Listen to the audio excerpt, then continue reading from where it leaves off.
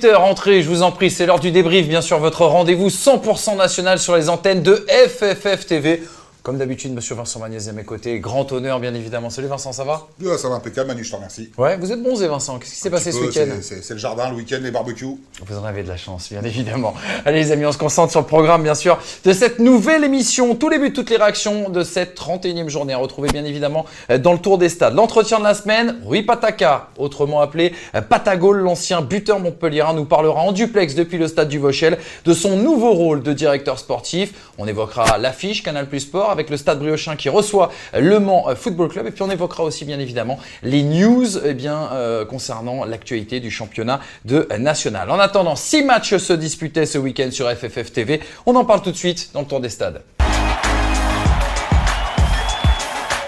Alors, 8 matchs étaient au programme de cette 31e journée. 6 se sont disputés et notamment du fait de 2 reports entre Cholet et Bastia ainsi qu'Orléans et Villefranche. On attaque tout de suite avec la victoire de l'US Avranches face à Bourg-en-Bresse-Péronne. Un 5e match sans défaite pour Avranches. Vincent qui fait tomber Bourg-en-Bresse grâce à un but de Khaled Adénon. C'était à la 89e minute.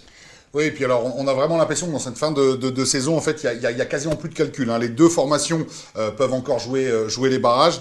On a eu droit à pas mal de situations. On a vu aussi que les deux équipes forcément cherchaient les 3 points par rapport à leurs objectifs respectifs. Les joueurs de Federico Culo auraient pu ouvrir le score beaucoup plus tôt, mais soit les mauvais choix ou Max Cassara les en a en tout cas empêchés. Et Bourg de son côté a eu aussi des gros temps forts, mais là c'est plutôt Brice Cognard qui a été impérial dans ses buts. Et puis à force de ne pas marquer, on recule, on doute.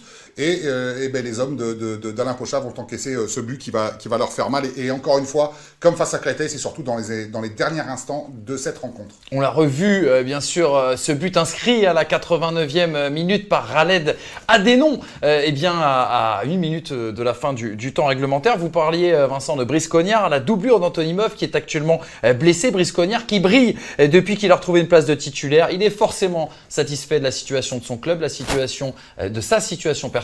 Et il répondait aux questions de Pavel Klosar. C'est très satisfaisant, surtout que comptablement, on se donne de l'air. Donc non, c'est satisfaisant. Après, si on recherche un peu plus profondément sur le match, on fait ce qu'il faut, mais on n'est pas, on met pas les occasions qu'on a dès le départ. Donc après, on marque un peu dans le money time, mais l'essentiel c'est qu'on ait gagné ce match-là contre Bourg-en-Bresse, qui avait le même nombre de points que nous, donc c'était important. Moi, je me sens très bien en ce moment, et après, j'essaie d'apporter ça et d'être une plus-value à l'équipe. Donc, non, c'est vrai qu'en ce moment, ça se passe bien, voire très bien. On prend pas beaucoup de buts, on est costaud et cohérent dans ce qu'on fait. Dans notre philosophie de jeu aussi. Oui, excusez-moi, dans notre philosophie de jeu, mon cher Brice Cognard, en tout cas, il nous manque la fin, mais ne vous inquiétez pas, on est toujours en direct et il n'y a pas eu de souci. On évoque le deuxième match, bien sûr, entre Bastia Borgo et QRM. QRM qui avait une nouvelle occasion de valider son ticket vers la Ligue 2. Occasion manquée, la faute à un excellent Bastia Borgo, Vincent, qui a mené jusqu'au dernier quart d'heure de jeu. Exactement, Manu. En fait, on a effectivement une équipe de Bastia Borgo, en tout cas, qui aurait mérité, dans ce qu'elle a proposé, dans son contenu, dans le nombre d'occasions, elle aurait mérité beaucoup plus que le point du match nul. Après, ce qu'on peut dire aussi de ce match, c'est qu'effectivement, on peut encore une fois de plus constater que quand cette équipe de Quevilly est moins bien dans le jeu, même si elle souffre, elle peut compter sur un excellent Lemaître dans ses buts, et puis surtout sur sa doublette, Young Dadoun, encore une fois, on le voit là sur le but de l'égalisation, c'est Young, course en profondeur, contrôle dos au but, qui est remis sur Dadoun. La doublette, elle a été reformée depuis quelques temps et elle fait encore des merveilles. Elle fait des merveilles, elle nous régale cette doublette avec Othman Dadoun, qui est désormais tout simplement deuxième meilleur buteur de ce championnat, derrière qui ? Andrew Young, Ibra Kadabra, forcément, qui est toujours bien positionné avec ses 21 buts. Vincent, toujours pas monté pour Quevilly Métropole, mais ne parlez pas d'impatience à son entraîneur Bruno Irles, qui répondait encore une fois aux questions de Pavel Klosar. Impatience, pas forcément. Je suis très confiant sur le fait qu'on la valide prochainement, cette montée en Ligue 2. On aimerait bien s'offrir un autre objectif sur cette fin de saison, et si on veut s'offrir cet ultime objectif de la saison qui est de jouer le titre avec avec Bastia, il ne faut pas qu'on prenne trop de retard. On en prend ces derniers temps, alors on ne perd pas. On reste sur une sacrée série de matchs sans défaite. Mais effectivement, par exemple, c'est ce match nul de ce week-end, celui de la semaine dernière, celui de la semaine d'avant, font qu'on n'avance pas beaucoup dans le championnat et on aimerait rester à distance correcte de Bastia. Les dynamiques, nous, on a su en créer pendant la saison. On en a fait des belles, ce qui explique qu'on est là aujourd'hui. On l'a volé à personne. Et il va falloir on soit capable de se lâcher sur ces derniers matchs, en sachant que dernier match pour nous, c'est Red Star là-bas, c'est Bastia, c'est à Boulogne. Donc forcément, ça va être compliqué. Pas de panique pour Queviron Métropole, mais de la frustration pour le FC Bastia Borgo, comme l'a confirmé Guillaume Bion, toujours à Pavel-Closard. Dans les vestiaires, on était un peu frustrés de ce résultat car on a fait un bon match, un de nos meilleurs de la saison dans le contenu. Pendant les 90 minutes, on a mis beaucoup d'ingrédients, la qualité de notre jeu, de l'intensité, tout ça. Donc, on était satisfait, mais au vu des occasions, on était un peu frustrés. Mais bon, après, c'est une des meilleures équipes de nationale. Donc, on savait que ça allait être dur quand même. Donc, je pense qu'on a un peu trop reculé en deuxième mi-temps. Ils jouent avec leur long ballon sur leurs deux attaquants qui sont Dadoun et Young. Du coup, ils les servaient bien et on a commencé un peu à reculer. Donc, ils ont pu les trouver un peu plus facilement. Et après, ils n'ont pas vraiment joué le coup. Les deux attaquants, je pense qu'ils s'entendent très bien. Donc, il nous a manqué un peu de concentration sur ce but, je pense. Pas de but entre Annecy et le Red Star. La faute, il faut le dire, à une masterclass, celle de Paul Chariot, le gardien odonien. Regardez. Le but qui est sauvé par Chakendoy sur la ligne, c'est pas fini. Allez, la retourne acrobatique. Oh, la deuxième parade, Chariot. Garbi, joli centre. Et attention, ça traverse la Rocky, la frappe. Oh, le bel arrêt. On garde un œil toujours sur ce qui se passe sur le terrain. Guinness. Oh non. Oh, la parade. Elle est magnifique cette parade de Paul Chariot. Vincent, vous m'avait dit hors antenne tout à l'heure, ça vous rappelait un peu du Manuel Neuer dans le texte. Oui, surtout le dernier sauvetage sur la ligne avec la main ferme comme ça alors qu'il est pris un peu à contre-pied. C'est juste exceptionnel ce qu'il a fait Paul Chariot. Et comme on dit, c'est vrai que les équipes, en fait, quand elles sont un peu en difficulté, comme Quevilly pouvait l'être dans le jeu face à Bastia Borgo, et là, elle peut compter sur d'excellents gardiens et Paul Chariot en est un. Un 5e match d'invincibilité pour le FC Annecy à domicile. Pas la meilleure opération comptable pour le Red Star. Difficile néanmoins, Vincent, de parler de contre-performance pour les Odoniens. Ben non, au final, quand on voit les résultats qui sont joués sur les autres terrains, finalement, c'est pas forcément une contre-performance. Annecy, c'est quand même 8 matchs sans défaite. C'est une équipe qui a en tout cas un très gros sursaut pour réaliser son opération maintien. Le fait d'aller faire match nul pour les Odoniens à Annecy, c'est pas forcément le mauvais résultat, effectivement, parce qu'il y avait déjà une belle victoire face à Cholet à domicile. Aujourd'hui, un match nul à l'extérieur. Ils sont toujours en course pour ce podium. Exactement, toujours en course bien sûr pour ce podium. Les Odoniens, évoquons quand même le FC Annecy, arrivé cet hiver justement du côté du FCA, du Fessé comme on les surnomme. Eh bien Jordan Adeoti a parlé lui de frustration suite à l'issue de ce match en tout cas, et il en parlait à Pavel-Closard. Ah non, c'est frustrant. C'est ce qu'on a connu lors de nos 3 derniers matchs, je trouve. On a pris 3 points à chaque fois, mais à chaque fois de façon un peu frustrante parce qu'on sentait qu'à chaque fois qu'il y avait moyen de prendre plus de points. Donc on reste sur une série de 3 points sur 9. Donc c'est pas assez quand on joue le maintien et surtout au vu de notre production. Donc nous on est sortis frustrés, surtout à domicile. On avait envie de faire le plein après avoir fait justement 2 bons matchs nuls à l'extérieur où, comme j'ai dit, on aurait mérité plus, on pense, mais c'était quand même des bons points pris à l'extérieur. À domicile, on avait vraiment envie de faire le plein. Surtout dans un match vierge de but. Selon toi, qu'est-ce qui finalement a manqué à ton équipe pour faire la différence face au Red Star? Probablement un peu d'agressivité devant le but. On a eu quand même pas mal de situations et malheureusement, on n'a pas fait le geste juste pour marquer. C7 de Nicolas Guibala a fait un grand pas vers le maintien ce week-end grâce à un but de Djibril Diarra à la dernière seconde, comme la semaine dernière contre Laval. Ryan Ferraoui Et son pied droit, trajectoire sortante attendue sur ce corner frappé au deuxième poteau vers la tête de Steve Solvay. C'est Ibrahim Sangaré qui a contré ce ballon.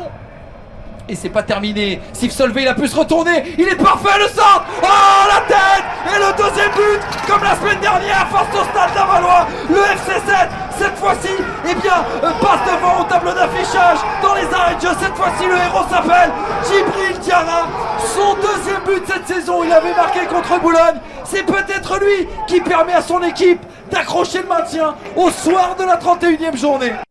Vincent, votre regard un petit peu sur ce match où, on le rappelle, l'US Créteil-Lusitanos avait pourtant ouvert la marque assez tôt dans le match, dès le premier quart d'heure. Hein. Exactement, c'est vrai qu'on a vu en tout cas des duels pour le maintien beaucoup plus hachés, que ce soit en national ou en Ligue 2.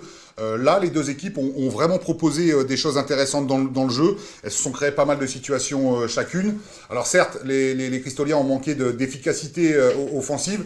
Elle a aussi manqué d'agressivité d'un point de vue défensif. Mais ce qu'il faudra surtout souligner, c'est encore une fois cette belle équipe de 7. Les hommes de Nicolas Guibal, en fait, qui découvrent pour la plupart ce championnat national. Il a réussi à monter une équipe d'hommes. C'est une équipe qui est très joueuse. C'est une équipe qui défend bien, qui sait attaquer. Elle se crée généralement pas mal d'occasions à chaque match. Et puis surtout, en fait, ce qui est hyper intéressant à voir et à comprendre sur cette équipe, c'est qu'elle ne lâche jamais rien. Elle aurait très bien pu se contenter du match nul à Créteil. On joue quand même la 93e, on voit ce but. Et elle va quand même aller chercher les 3 points. Et surtout, encore une fois, avec 2 défenseurs centraux qui auraient pu rester en place parce qu'on n'a pas envie de prendre un but qui leur coûterait la victoire ou le match nul à l'extérieur. Là, c'est les 2 défenseurs centraux qui sont montés sur ce corner et qui marquent. Voilà, moi je dis bravo à cette équipe de 7. Bravo à cette équipe de 7, on l'a dit d'ailleurs en commentaire, on leur promettait l'enfer dans cette saison 2020-2021 et justement ils ont réussi, et grâce à Nicolas Guibal aussi également qu'on vient de voir sur ce plan, eh bien à réaliser voilà, un exploit. C'est le plus petit budget du championnat de national, et ils y sont allés grâce à des valeurs mais grâce aussi à des idées sur le jeu. Justement à la fin de ce match, c'est Nicolas Guibal un peu enroué, il faut le dire, qui a tenu à rendre hommage à tout son groupe. Match qui ne lâche pas. Je pense que depuis le début de la saison, on n'a pas lâché grand chose, si ce n'est sur l'avant-dernier match à Boulogne où on a été un petit peu en dedans. Mais voilà, on est allé au bout de nous-mêmes. Et quand il se passe ce qu'on sent dans le groupe, on n'est pas étonné de ces finalités. Voilà, on est revenu un partout, mais malgré ce, on a continué à attaquer, quitte à prendre un deuxième but en contre. On a frôlé 1 ou 2 fois la correctionnelle, mais je pense que par rapport à l'emprise de la deuxième mi-temps, je pense que le résultat n'est pas usurpé. Je pense que offrir du beau jeu, ça ne paye pas tout le temps. Mais je dois reconnaître qu'on a gardé toujours cette même philosophie. Je ne suis pas un coach où je demande à mes joueurs de mettre des grands ballons devant et de jouer les seconds ballons. On aime bien la construction, on aime bien partir de derrière. Effectivement, parfois on prend des risques. Mais voilà, il vaut mieux gagner les matchs en étant beau à avoir joué que le contraire. À l'inverse, toujours pas de victoire pour Manu Dacosta, le tout nouveau coach bien sûr de l'US Créteil-Lusitanos, qui a parlé de frustration, mais qui a parlé aussi également de colère par rapport au scénario de ce match. Il y a de la frustration, il y a de la déception, mais il y a de la colère. Voilà, mais j'ai envie de vous dire que bis repetita par rapport au match de Villefranche. Les fins de match pour nous, elles sont cruelles. Mais elles sont cruelles, mais pas aussi cruelles que ça, parce que elles sont cruelles parce qu'on fait pas ce qu'il faut dans ces moments-là, tout simplement. Voilà. Et à partir du moment où on triche avec le foot vous rattrape, c'est ce que je dis souvent. Voilà. Et sur les dernières minutes, c'est dommage parce qu'on retient les fins de match pour nous. Même à Villefranche, on retient la fin de match, alors que pendant 81 minutes, on était plutôt bien, même très bien. J'ai trouvé qu'on était très électrique. Et quand vous êtes très électrique, vous perdez de la lucidité, tout simplement. C'est là où il faut faire preuve de calme, de sérénité et de rendre une partition correcte, chacun à son poste, chacun dans son rôle. Et sur la deuxième mi-temps, notamment, mais pas que, même si en première mi-temps c'était un petit peu mieux, mais sur la deuxième mi-temps, j'ai trouvé qu'on était beaucoup trop électrique, beaucoup trop énervé. Et quand vous êtes dans un état comme ça, évidemment, vous faites des grossières erreurs et vous les payez cash. Et c'est ce qui nous est arrivé ce soir. La gestion émotionnelle, voilà en tout cas ce que nous expliquait Manu Dacosta. Pas facile la mission de Manu Dacosta, Vincent, mais s'il y a bien quelqu'un qui peut le faire, c'est lui. Exactement, en fait, on connaît bien Manu Dacosta au travers des clubs où il est passé, mais surtout QRM où il avait réussi quand même un très gros challenge. Là, il est largement capable de le réaliser aussi avec Créteil, d'autant qu'il a récupéré la quasi-totalité de son effectif. Il a eu la malchance justement d'avoir des joueurs très importants blessés ou touchés par la Covid. Là, il a récupéré quasiment son effectif. Je comprends sa colère, mais j'ai pas de doute quant au fait qu'avec ce club, il va se maintenir. Exactement. Le Sporting Club de Lyon lui accueillait l'US Boulogne-Côte d'Opale. C'était le match un peu couperé quand même pour le maintien dans cette 31e journée. Boulogne-sur-Mer menait en plus 2-0 à la pause, mais a été rejoint en deuxième période par les Lyonnais. Vincent, qu'est-ce qu'il y a à dire sur cette rencontre ? Malgré le nul et le fait que Boulogne aurait pu l'emporter dans les arrêts de jeu, on le verra dans le résumé avec cette frappe sur la barre, les Boulonnais, ils ont quand même pris 10 points sur 12 sur les derniers matchs, c'est quand même pas rien. Ils ont encore une fois réalisé une entame de match parfaite. Ils ont su exploiter surtout les faiblesses des Lyonnais de suite.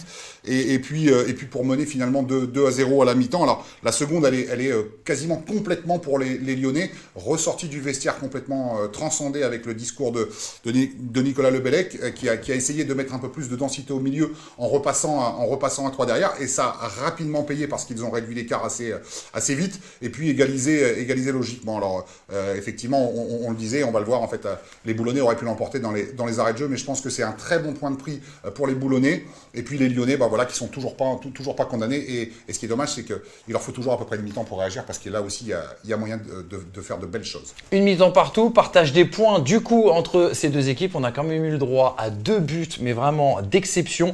La papinade pour Saïd Idaza, l'exploit individuel pour Nathan Descoquet. Le ballon à l'entrée de la séance de réparation, c'est pas terminé. Centre, deuxième poteau, la tentative de retourner. Et le but incroyable. Et de Saïd Idaza, le retourné acrobatique qui passe entre les gants du gardien Axel Kakou. Quel but magnifique de Saïd Idaza. C'est bien joué, mais individuellement. Après, il avait la passe aussi à faire. Attention, on est reparti devant avec De Coquet qui fait le numéro de Coquet qui a dribblé tout le monde. La passe en retrait et le 2-1 directement. Et c'est venu de Coquet qui a dribblé tout seul toute la défense. Et Nassim. De Coquet, c'est le Brésil, on peut le dire, dans cette année civile 2021, l'exploit personnel pour décaler bien sûr Tunkara. Vincent, on va écouter tout de suite Nicolas Lebellec, l'entraîneur du Sporting Club de Lyon. Difficile d'analyser ce match. Est-ce que c'était une bonne opération ou non ? Il avait besoin de points. Nicolas Lebellec, il répondait aux questions de SCL TV. Ce qui m'intéresse, c'est ce qu'on travaille aussi pour nous. Et ce qu'on livre sur la première mi-temps, c'est pas le fait qu'il n'y ait peut-être pas descente qui va me rassurer. J'attends autre chose de mon équipe, ça a été difficile. Après, il a fallu qu'on change beaucoup de choses à la mi-temps.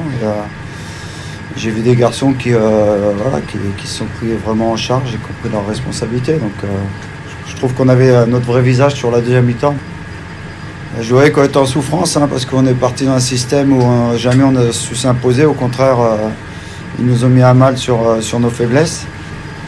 Donc après, on est passé en losange au bout de 20 minutes pour essayer d'amener de la densité au milieu, mais nos attaquants ne faisaient pas les efforts défensifs, donc c'était pareil, c'était difficile. Et après, on s'est calqué sur eux. Comme je l'ai dit, c'est pas ce que j'aime, mais on s'est calqué sur eux, on a retrouvé un équilibre et puis on a été dans le combat, quoi. Donc ça a été beaucoup mieux. 7 matchs que Laval attendait de renouer bien sûr avec la victoire, c'est chose faite. Et face à une équipe en plus en lice pour la course vers le barrage, c'est Tom Duponchel qui a inscrit l'unique but du match, son premier en carrière bien sûr en championnat de national. Alors est-ce que le Stade Lavallois vous a rassuré, Vincent ? En tous les cas, pour enrayer cette série de pas mal de matchs quand même, tu l'as dit, 8 matchs sans victoire, les Lavallois et Olivier Frappoli ont dû travailler énormément déjà mentalement, je pense, et surtout après sa défaite face à Boulogne. Alors, Olivier Frappoli avait de nouveau opté pour un 3-5-2 avec un Duponchel en piston étincelant. La première mi-temps, elle était assez pauvre. Seuls Sauvage et Vio ont réussi à briller avec chacun un arrêt de grande classe. En seconde période, les deux formations ont travaillé toutes les deux très offensifs pour forcer la décision. Et c'est Duponchel qui a libéré les siens, on le disait avec ce but. En fait, c'est vrai que pour un piston, il a vraiment bien travaillé, il a été très efficace. Et puis Concarneau, malheureusement, voilà, qui perd ce match sur une des rares vraies occasions, en tout cas lavalloises, mais qui a encore aussi ses chances pour jouer ce podium. Il y avait aussi un match dans le match, bien sûr, dans le cadre de cette rencontre, avec deux garçons qui avaient été nommés au trophée du meilleur joueur du mois dernier. Le match dans le match au milieu de terrain entre Mehdi Boudjema et Tristan Boubaya. Excellent match d'ailleurs de Mehdi Boudjema. Je crois qu'il y a eu l'une des meilleures notes en tout cas sur cette rencontre. Revenons sur Tom Duponchel, Vincent, parce que vous en avez beaucoup parlé. Lui aussi a fait un excellent match et il était quelque peu soulagé par cette fin de série, par cette fin surtout de spirale négative, et il répondait surtout aux questions de Pavel Klozar. On traverse une période difficile au Stade Lavallois en ce moment, donc ce but fait du bien, d'autant qu'il amène la victoire au bout. Ça fait longtemps qu'on n'a pas gagné. Notre dernière victoire, c'était contre Le Mans il y a 4 ou 5 matchs, je ne sais plus la série en cours. Donc c'est un but qui fait du bien surtout à l'équipe. Après moi, je ne suis pas un attaquant, donc les stats, je m'en fiche un peu. Donc ça fait surtout du bien à l'équipe et je suis content d'avoir marqué ce but qui est décisif pour le maintien du club. Après, on n'a plus trop d'ambition pour voir au-dessus. Donc on joue le maintien à fond et ce but fait du bien aux têtes et au moral, et puis surtout au classement, parce qu'il donne un peu d'air, même si il nous reste des confrontations directes pour le maintien. Moi, ça se passe bien, on a un bon groupe. Après, comme dans tous les clubs, il y a des saisons difficiles. Et cette année, on était en plein dedans, parce qu'un club comme le Stade Lavallois qui joue le maintien national, c'est pas tous les ans. Donc, c'est une saison difficile. Il faut faire le dos rond pour finir cette saison correctement, parce que c'est pas évident de jouer le maintien avec le Stade Lavallois. Avant le début, bien sûr, de l'affiche Canal Plus Sport qui débutera tout à l'heure à 18h45, je vous propose qu'on jette tout de suite un coup d'œil au classement de ce championnat de national. Bastia, leader à égalité de points avec QRM, mais les Corses comptent encore un match en moins. Villefranche, 3e, est aussi à égalité de points avec le Red Star et Orléans, mais les Odoniens comptent un match de plus que les Caladois et 2 de plus que les Orléanais. Dans le bas de classement, Boulogne est 15e à égalité de points avec Annecy, mais également avec un match en moins. Et puis Créteil est avant-dernier, mais toujours avec 2 matchs retard. Avant d'évoquer justement le match de ce soir sur Canal Plus Sport, bien sûr dès 18h45, avec peut-être les barrages dans les têtes, on va en parler tout à l'heure, entre le Stade Briochin et l'US Orléans. Retrouvons tout de suite, s'il vous plaît, notre invité pour l'entretien.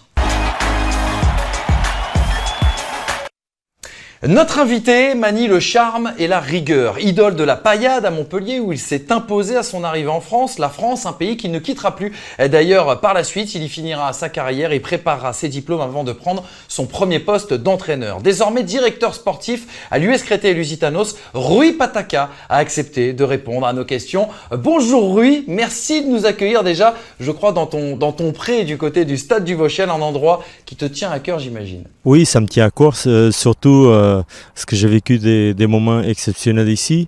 Je suis arrivé de Montpellier à Créteil en Ligue 2 et on a fait quand même quelques bons championnats, quelques bonnes parties de foot, donc ça me fait plaisir. Qu'est-ce qu'évoque pour toi justement Créteil-Lusitanos ? Ça évoque une culture du Val-de-Marne, du 94, pluriculturelle quand même, parce que la devise de la mairie avec M. Catala qui est à la tête de cette mairie, ça fait 43 ans. Et qui à chaque fois il nous rappelle c'est de vivre ensemble. Voilà, malgré qu'on ait ce côté lusitanien que le président il a voulu rattacher au moment où il y a eu le changement, on accueille ici toutes différentes cultures et toutes sortes de supporters qui ont envie d'accompagner cette aventure du club, quoi. C'est vrai que tu as refusé justement des propositions des Glasgow Rangers, de la Chine, du Qatar, d'Espagne pour venir finir ta carrière en France et à Créteil ? Tout à fait, parce que là, ça s'est très bien passé à Montpellier. Quand je suis arrivé à Montpellier en 2000, j'étais très bien accueilli par Louis Nicolin et ses enfants, Olivier et Laurent. Je me suis très bien adapté au club aussi, à la ville. Et je me suis bien senti en France. Après, il y a eu c'est vrai qu'il y a eu toutes ces touches-là à la fin de mon contrat. J'avais 32 ans. Ici, on m'a proposé une reconversion, un plan après carrière, et moi c'est ce qui m'intéressait, vu que je maîtrisais la langue et ça faisait 4 ans que j'étais en France, j'ai décidé d'opter par Créteil aussi pour un choix de carrière, pour mieux finir, même si je pense qu'avec l'échange, Créteil n'a pas sorti perdant parce que j'ai encore donné pas mal de choses au club. Rui, on rappelle que tu es né en Angola, dans une colonie portugaise. La France, tu y es arrivé, je le disais tout à l'heure, en 2000, à Montpellier, après justement avoir passé 9 années en senior et en professionnel du côté du Portugal. Depuis, tu n'es plus reparti. C'est quoi ton regard sur le football français? Et est-ce qu'on peut dire qu'au-delà du foot, tu es tombé quand même amoureux de la culture française? En fait, oui, on peut dire ça, même si moi j'ai eu aussi un parcours atypique. Vous avez dit très bien, je suis né à Luanda, je suis un enfant du 25 avril. Demain, ça serait un jour marqué dans la communauté portugaise par la révolution, ce qu'on appelle des Oliviers. Je suis né le 8 mai, donc fin de la Seconde Guerre mondiale, qui date aussi, c'est une date qui envoie quelque chose. Donc moi, je voyageais, je suis venu, mon père il était militaire, je suis né dans un territoire portugais, même si après il y a eu l'indépendance de l'Angola, je suis revenu au pays, et là je me retrouve en France. C'est très enrichissant pour moi, voir différentes cultures et voir différentes choses. Donc moi je pense que c'est positif. Donc mon parcours, je suis fier. Et j'ai pas fini de tout apprendre, donc je suis là encore, j'apprends beaucoup avec aujourd'hui le retour que j'ai des joueurs, du staff, et j'apprends tout au quotidien avec le club, donc voilà. Un petit mot sur ta carrière de joueur, Rui. On se rappelle de ce surnom Patagol que tu avais donné justement la paillade du côté de Montpellier. À propos de ta carrière, tu avais une phrase qui la résumait très très bien. Je vais la lire. Je suis très fier de la carrière que j'ai eue. C'est avec beaucoup de sacrifices et de travail que j'en suis arrivé là. Est-ce que tu pourrais être un petit peu plus explicite sur les raisons qui nous ont offert cette paraphrase? Moi je pense que je suis plutôt quelqu'un d'hargneux, qui lâche rien. J'étais toujours dans ma carrière, et c'est par ça que j'ai eu la carrière que j'ai eue.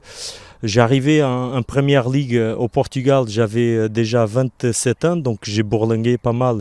J'ai commencé en district, et d'ailleurs ça me fait rire quand on parle de la Super League qui enlève toutes les valeurs du sport et de quelqu'un qui a un parcours comme le mien. Voilà, je suis venu très bas.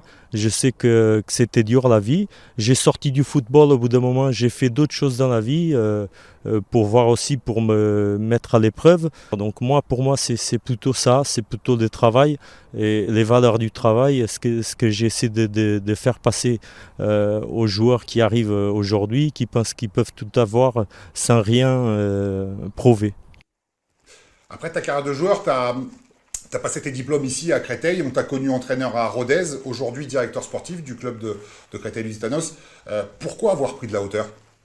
Moi j'ai pris de l'auteur parce que voilà, les expériences que j'ai eues, et déjà je remercie plutôt Clairefontaine et la FFF de m'avoir laissé l'opportunité de passer mes diplômes, même si j'ai pas tous les diplômes que j'avais en tête. Aujourd'hui je suis focalisé sur d'autres choses. Aujourd'hui je reste dans le foot, même si j'interviens pas, parce que au niveau du coach, je pense qu'il n'y a qu'un interlocuteur envers le groupe, même si parfois j'ai envie d'intervenir, mais je ne le fais pas parce que je pense qu'il faut prendre l'auteur, être plutôt dans une situation d'observer les attitudes des uns et des autres. Tu disais prendre de la hauteur, oui, on se rappelle aussi également qu'à ton arrivée à Créteil, la situation elle n'était pas forcément très très facile. Le club venait de redescendre de Ligue 2 à National 2, a perdu d'ailleurs son statut professionnel. Raconte-nous un petit peu comment ça s'est passé et quelles sont les difficultés liées à ton activité. On a tombé de très haut, on a perdu toutes les statuts, les aides, les droits télé pour le club. Donc je suis arrivé vraiment dans une situation difficile où il a fallu se casser un petit peu la tête pour faire des calculs et mener bien le bateau. Heureusement qu'on a monté de suite la première année. On n'est pas encore sorti de l'auberge. On essaie de trouver des solutions. Là, cette année, avec et l'année dernière avec le Covid, c'était encore plus difficile. C'est vrai qu'aujourd'hui, on dépend aussi des résultats. Et malgré tout, quand je vois qu'en décembre, on était 4e à 4 points du podium et la tendance s'est renversée par rapport à X raisons. Voilà, je ne vais pas chercher des excuses et me mettre du côté des joueurs. Oui, tu as perdu en décembre l'entraîneur que tu avais fait venir au club, Carlos Secretario. À chaque fois que tu en as parlé dans la presse, tu as à chaque fois protégé le club. Mais toi, à titre personnel, comment tu l'as vécu ?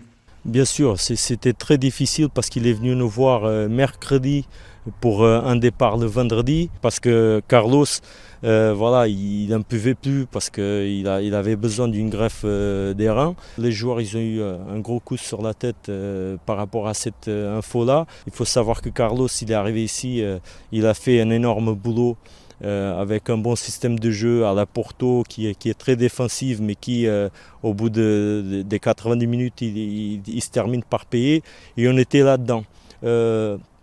Certes, on n'était pas très offensif, mais c'était quelque chose qui était cohérent et qui était mis en place, pensé. Moi, ça me fait de la peine parce que c'est quelqu'un que j'apprécie en dehors du football, c'est un ami. J'espère qu'il s'en sortira avec cette bataille qu'il a aujourd'hui dans sa vie. Et tu fais bien d'en parler, Rui, parce qu'on a une immense pensée forcément pour Carlos Secretario, qu'on a eu notamment l'occasion de croiser l'année dernière et en début de saison. On lui souhaite un prompt rétablissement et de revenir le plus vite possible, bien sûr, en France. Rui, dernière question, elle est simple. Tu me diras, la réponse sera peut-être pas si aisée que ça. Qu'est-ce qu'on peut te souhaiter pour la suite ? Dans un monde de rêve, que le public revienne en force. Je rêve d'avoir au moins remplir le stade à Créteil. Ça serait bien que les gens, dans une vie parisienne très folle, qui arrivent à se fixer un créneau et être derrière le club, quoi. Ça, c'est pour moi primordial. On a des compromis tous envers nos familles, nos femmes, nos amis.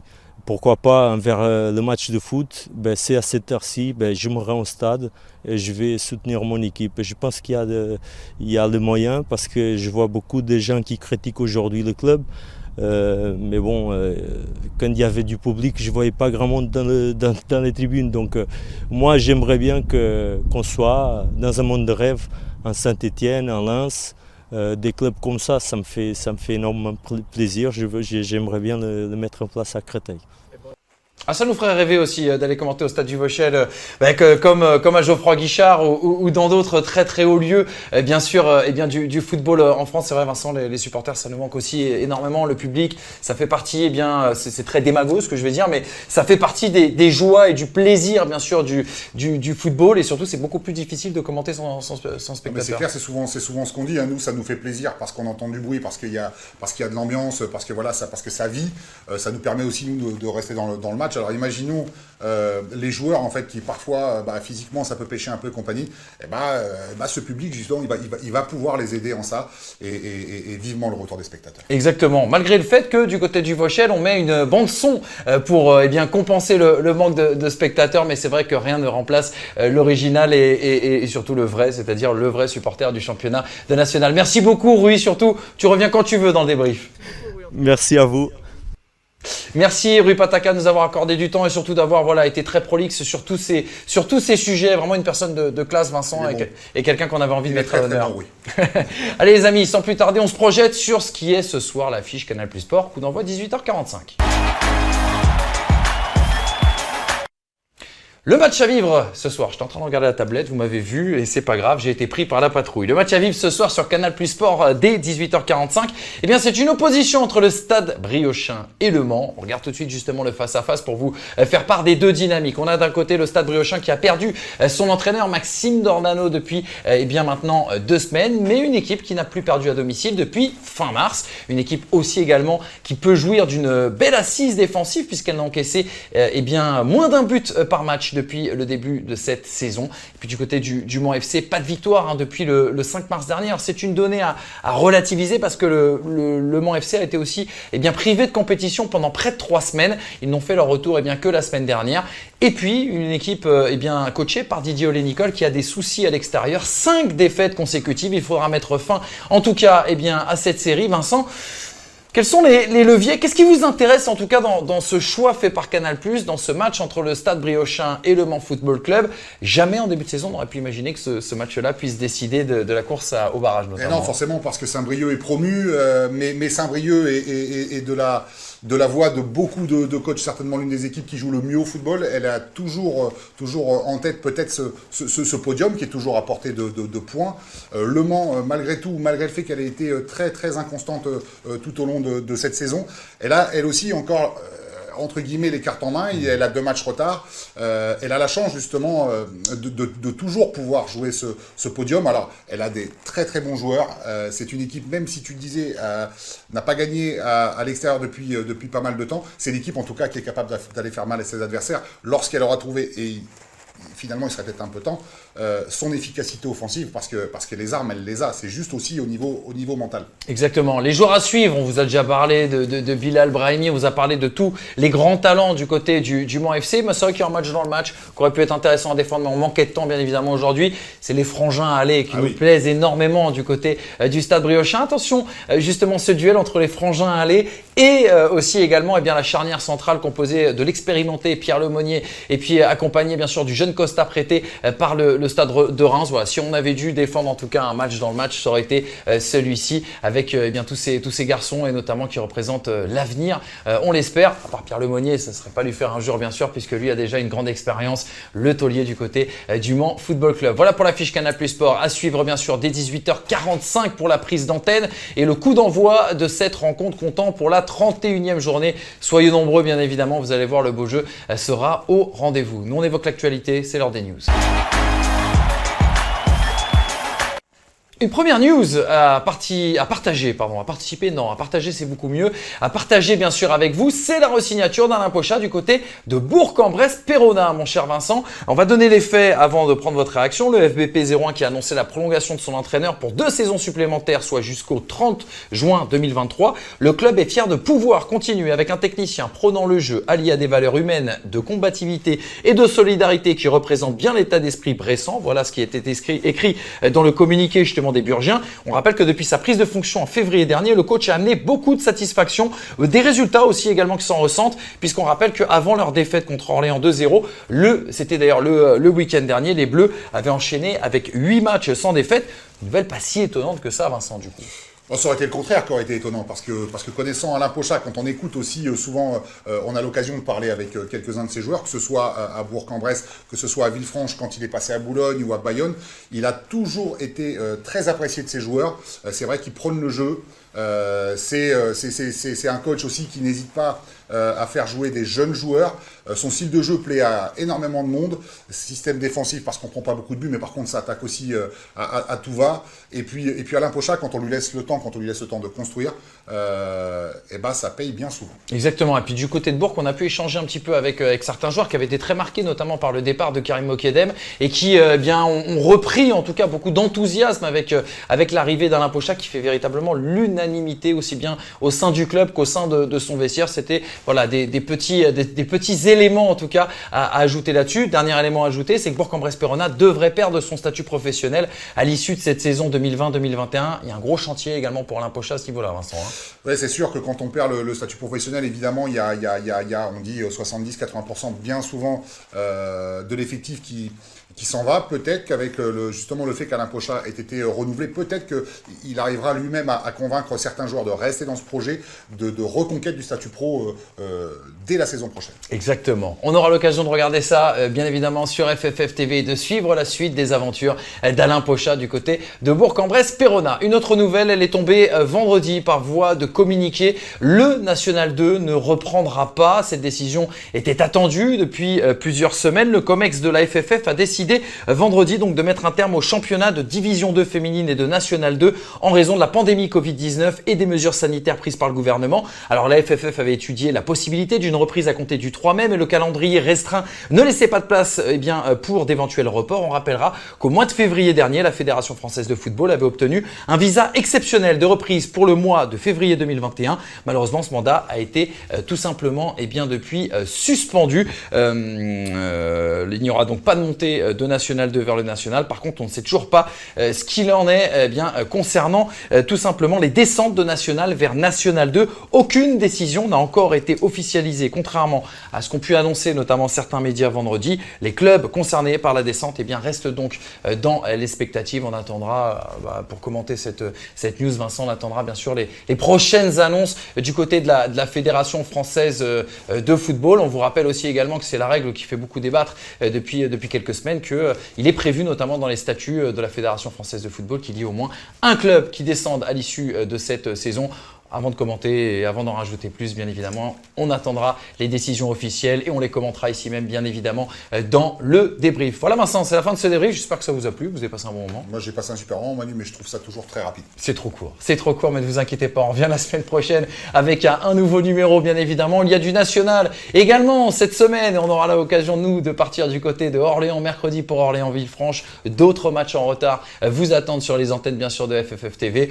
Et avant de se quitter, vous connaissez bien sûr la rengaine, on vous emmène dans les coulisses de vos clubs préférés avec le zapping des meilleurs moments de la semaine. Salut, prenez soin de vous surtout, ciao.